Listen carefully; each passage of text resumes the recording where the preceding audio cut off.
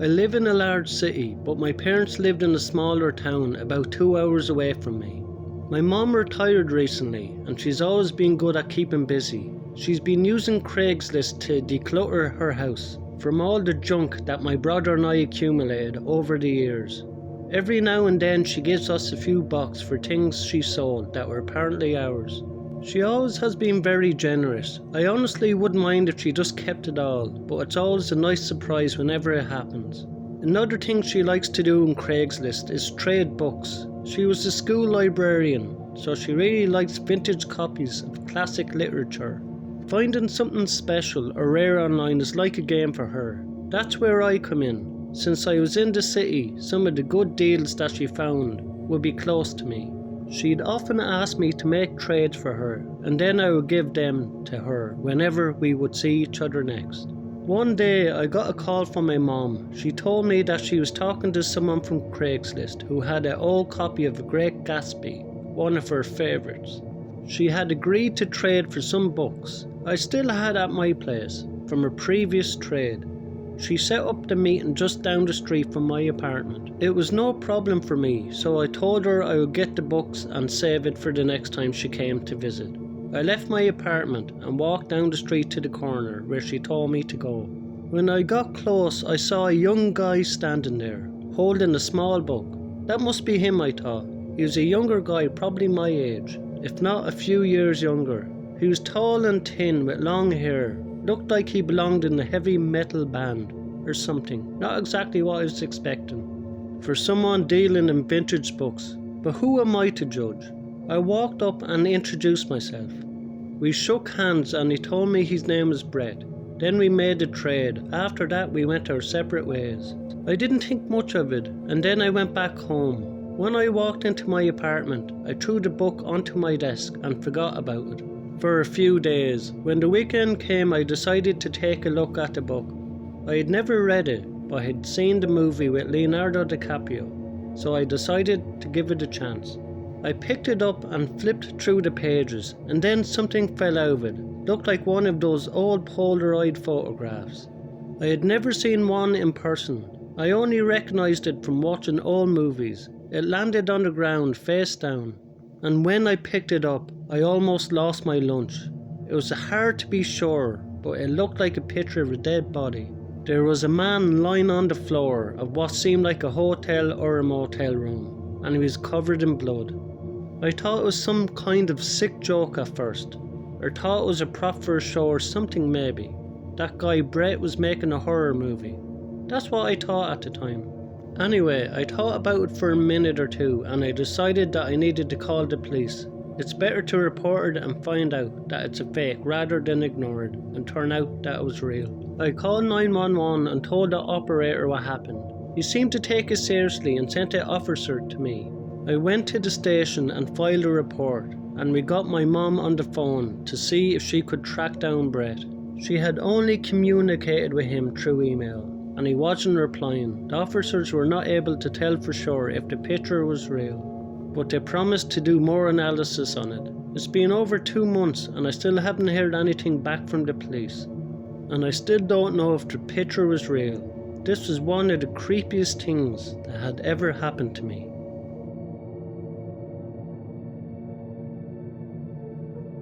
I used to work the night shift at a fast food restaurant, a job I had been doing for about a year at the time. I quit soon after this took place, which was almost 10 years ago. It's been a while, but I remember every detail of these events. It was a rainy night in the fall, not quite freezing rain, but not far off. It was the kind of night where you really don't want to be out in them temperatures. It was about a few degrees above freezing. The restaurant only kept the drive-thru open at night. That meant there was just me working. It was around 1 AM by then, and I would see a few customers per hour. It'd been a while since anyone came in though.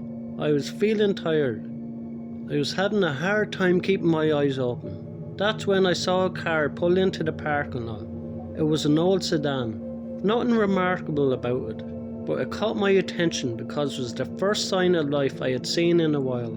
I watched as a man got out. He was tall and he wore a hooded jacket which covered his face. He was walking towards the front door. Some people don't realise that the inside is closed at night, so I figured he would get the idea and come back around to the drive-thru. But then I started to hear a pounding at the front door. This guy must not be the brightest amongst us, I thought. It went on for a solid minute, and then I decided to go and tell him. I walked through the dining area into the front door, preparing to explain that he needs to use the drive-thru. But when I was close, he stopped. As soon as I turned to the corner to see the front door, the man was walking away. I shrugged it off and went back to my station, expecting the car to pull up. From where I was sitting, I could see the sedan, but it wasn't moving. I kept an eye on it for about 5 minutes more, and it still hadn't moved from its spot. Something about this didn't sit right with me. It was just sitting there, engines off, in an empty parking lot. The rain was still coming down, and it was cold outside. I couldn't understand where the guy could be. He must have been soaked and freezing out there. After another half hour, I decided to take a smoke break. The night was dragging on, and I needed something to break the boredom. I stepped outside, taking shelter under the small section of roof that covered the perimeter of the building. I propped open the door with a doorstop and stood there, back to the wall. The night was cold and I wanted to finish my smoke break and get back inside. But as I stood there, I glanced over at the sedan. It was odd the way that it sat there. A nagging thought tugged on the back of my mind. Why would someone park there and not come to the drive-thru? Why did he walk up to the door and then disappear? There wasn't any stores around. It's not like he was using us for free parking or anything. It simply made no sense to me at the time. Out of pure curiosity, I decided to take a closer look.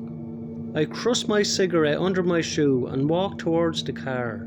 I walked around it for a minute. The rain was starting to soak through my clothes, so I decided to head back. I turned around to the building, and that's when I saw him. The guy from the car was standing next to the door, which was still propped open. I didn't know what to do. I wondered if that guy was out there waiting for me the whole time, lingering next to the building. The next thing I knew, the man walked into the door, then kicked the doorstop and locked me out. I was stuck out in the rain while some random stranger took over the building. I was responsible for that place, and I'd let some crazy guy in. I took out my phone and dialed the cops. For some reason it took them over 20 minutes to arrive, even though we weren't that far from the station. Once they pulled up, I told them what happened and that the guy was still in there. And I had a view of both exits, and the car was still there too. So I knew he was still inside. 4 or 5 cops went in. Soon later they came out with the guy in handcuffs. They put him into the back of one of the squad cars and took him away. When I went back into the restaurant, I couldn't believe what I saw. The place was absolutely trashed.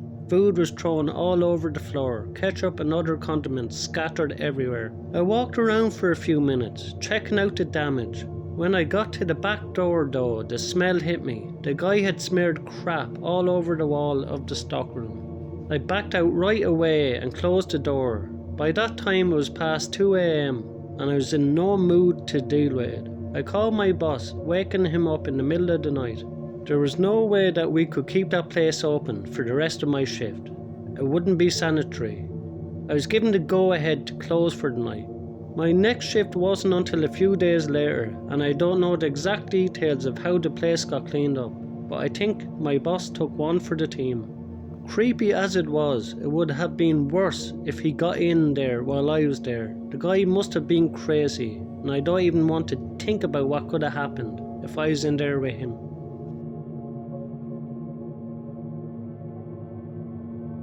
A few years ago, I worked at a diner that was just off the highway. It was a simple, unassuming place, typically frequented by truckers and locals.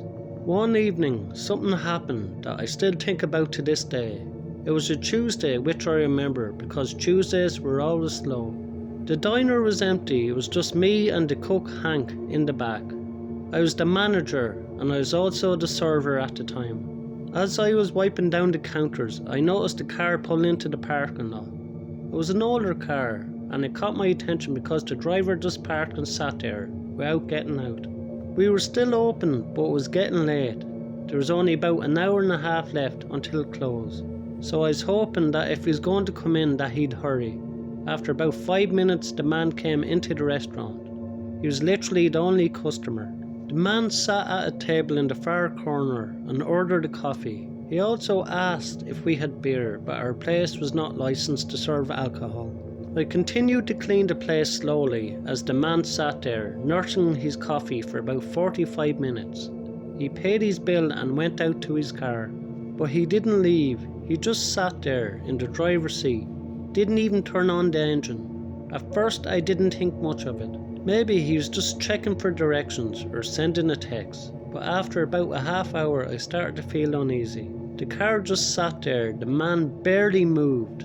Part of me wanted to go outside and check if everything was alright, but I also didn't want to make a fuss over potentially nothing. The car stayed in the lot for what must have been over an hour. Eventually Hank came out from the kitchen and I pointed it out to him. He suggested that the person might be waiting for someone or lost. It seemed plausible, so I tried to push my worries aside. Then out of nowhere the place was swarmed with cop cars. The sound of sirens was deafening and the lights almost gave me a seizure. Hank and I watched out the window as the man was dragged out of his car and arrested. He was placed in the back of one of the squad cars. Then 2 officers entered our restaurant. Hank and I stood there in disbelief. As they approached us, the cops started by asking us simple questions like how long he'd been there. After that was out of the way, I gathered the courage to ask what happened. That's when I found out that the man was a suspect in a robbery that took place earlier in the night. The scariest part is that someone was actually shot. We didn't know for sure if the guy was the shooter, but that's what I thought at the time. That's pretty much the end of it. I was basically alone with a violent criminal for almost an hour, and in that time he could have did anything to me, but for whatever reason he didn't. I don't know what was going through his head, but I'm glad he didn't try anything on me. Thanks a million to everyone who likes, subscribe and comment to my videos. I really appreciate it. If you enjoyed these 3 stories, you enjoyed the next 3 stories in the box above. Thank you.